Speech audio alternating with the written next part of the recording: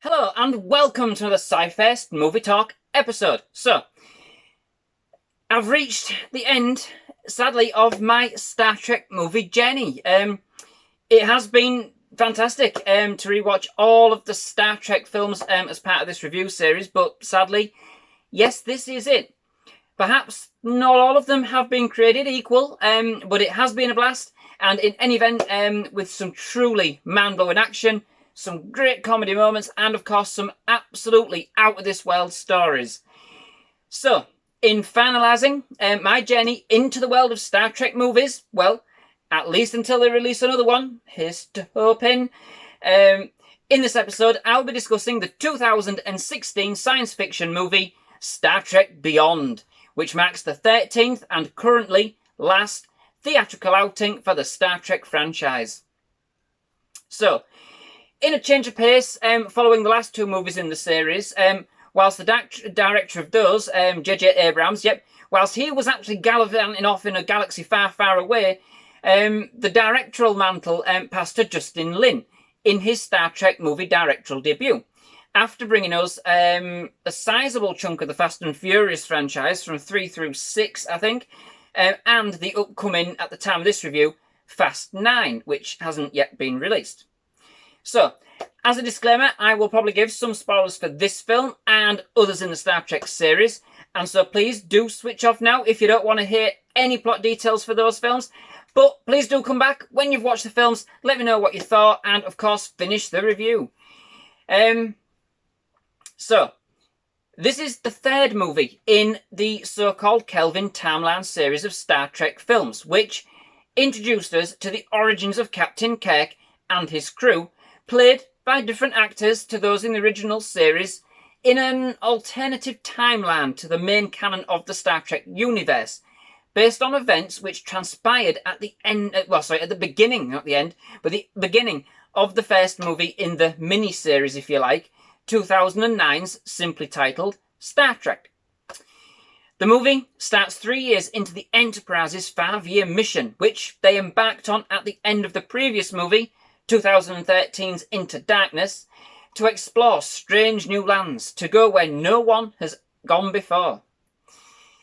They take a well-deserved pit stop at one of the Federation's newest star bases, the mega-impressive Yorktown. Kind of reminded me somewhat of the Impossible Staircase picture, the kind of Penrose stairs, if you know of them, as created by Lionel and Roger Penrose in the 1950s. But that's just me, a bit boring. But it was just the way it kind of looked, kind of coming in and out of all directions, yet on each arm it kind of would appear normal, if you will. That was just me. Anyway, not long after their arrival, a mysterious scientist is rescued after being attacked on a nearby planet at the other side of a nebula through which the signals cannot penetrate, and very few have dared to tread, so very much into the unknown. The Enterprise being the only capable ship, reference was made to another ship being built. Could that be the Excelsior? As seen in the first search for Spock? I don't know.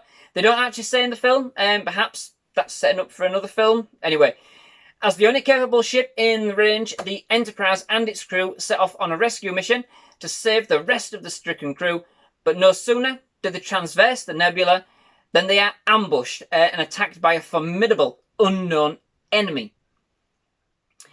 Outmatched this time around, the Enterprise kind of suffers a fatal blow, and unfortunately has to be abandoned, with the saucer section basically crash landing on a planet nearby.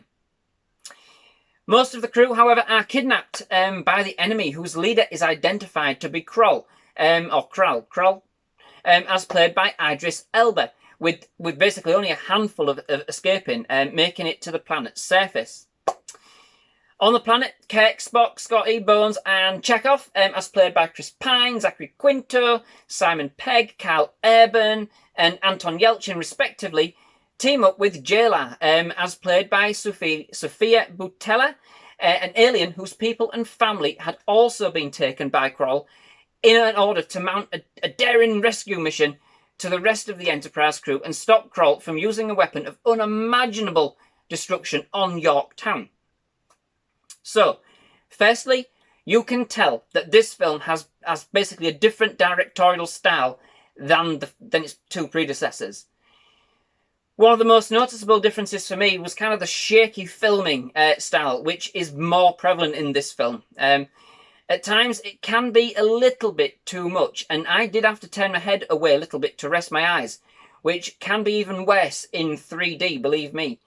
It didn't deter from my overall enjoyment of the movie at all, but if you were inclined to get motion sickness, then I would probably suggest taking some sea legs prior to watching the movie.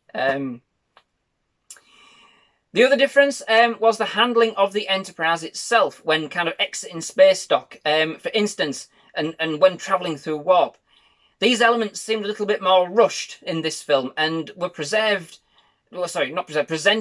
in a differing style, sort of like a jerky at times motion, and mainly kind of glossed over, with the Enterprise getting to its destination almost immediately. There was no grandeur and that kind of thing. Not at that point. The film does take a more comedic style this time around, and has a lighter tone in general, with kind of a few tongue-in-cheek moments. It still has some dark themes, however, don't get me wrong, and elements of mild horror even. It isn't an out-and-out comedy, not by a long shot, but you can see that they have tried to make this one a little bit more accessible, perhaps, and bring out the characters more, allowing each really more input into the story, and bringing back some of the banter that we had come to expect from the Shatner-era movies, especially between Spock and Bones, who are thrown together during the evacuation of the Enterprise and have to overcome some of their differences to survive. There's certainly a few more of the colourful metaphors creeping in, if you know what I mean. They always had that kind of sort of love and hate relationship that you knew deep down that they had the utmost respect for each other. And this certainly shines through in this movie. One character in particular actually stood out for me, and that was actually Jayla, who we meet for the first time in the movie. She is strong, she's independent, forceful, resourceful, and almost immediately really does kind of fit in as part of the crew. A very intriguing character, I thought, and one, if I'm honest, I wouldn't have minded seeing in another film, perhaps even in her own kind of spin-off. I think a film with her as a captain would be excellent. Idris Elba also made for a fantastic villain, as he's doing these days. We are, of course, seeing this quite a lot with his other roles, like I say, in other films, such as, of course, the villain in 2019's Hobbs and Shaw, from the Fast and Furious franchise itself. And I think he kind of plays to that kind of role very well. He's got that sort of moody, brooding role, kind of demeanour. And in this movie, he plays a fantastically cold and unremorseful villain. The characters and the chemistry did seem more akin overall to that we saw in the original series movies. We even had like some kind of like creature feature moments, I thought, very reminiscent of some of the aliens and fights that we experienced in the original series itself. I must admit, this was one of the most sort of like the magical aspects for me of that movie.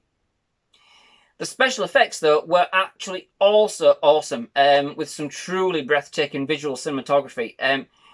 If but a bit heartbreaking when the Enterprise is, of course, attacked and ultimately destroyed. But we are treated to another series of action sequences towards the end of the film that themselves are simply spectacular, if but a little bit cheesy at times. The film does choose not to kind of rehash a previous plotline, although it is a little similar to Insurrection, if I'm honest.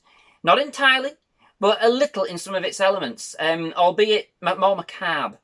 But instead presents us with an original story, which I did quite like. But I did feel that, particularly at the start of the movie, the characters, especially Kirk, were just a little bit off. The Kirk we know thrived for the Enterprise, yet in this movie, to begin with, he's filled with melee, quoting that everything seems episodic.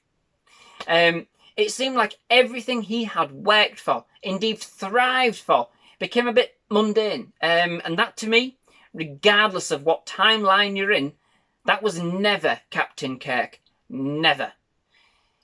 Additionally, for me, even though the Enterprise and its crew are well into their 5-year mission into the unknown, when we actually catch up with them in this film, the whole of the movie is pretty much set close to home. I mean, not Earth, but the starbase Yorktown.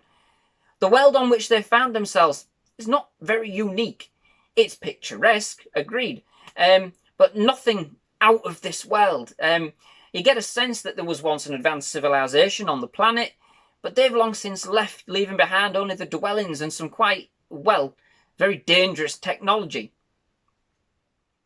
Furthermore, for me, if you're gonna build near an uncharted nebula, would you not think to chart it first before building your flagship starbase near it?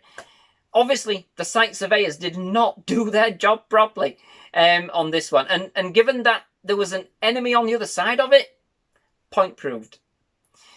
It can, however, be quite an emotional movie at times, so just a bit more serious, especially when you consider, sadly, that Leonard Nimoy, who of course played the original Spock since Star Trek's original debut in 1966, passed away pre-production. The movie actually handles his passing in a real dignified and respectful way, and even embeds this into the plot and a new Spock's state of mind. We of course are left with an absolute legacy, and to this extent the film is actually dedicated in his name. Furthermore, sadly, this was also one of Anton Yelchin's last films, after he sadly passed away also shortly before the film was released. And again, the film is also dedicated to him.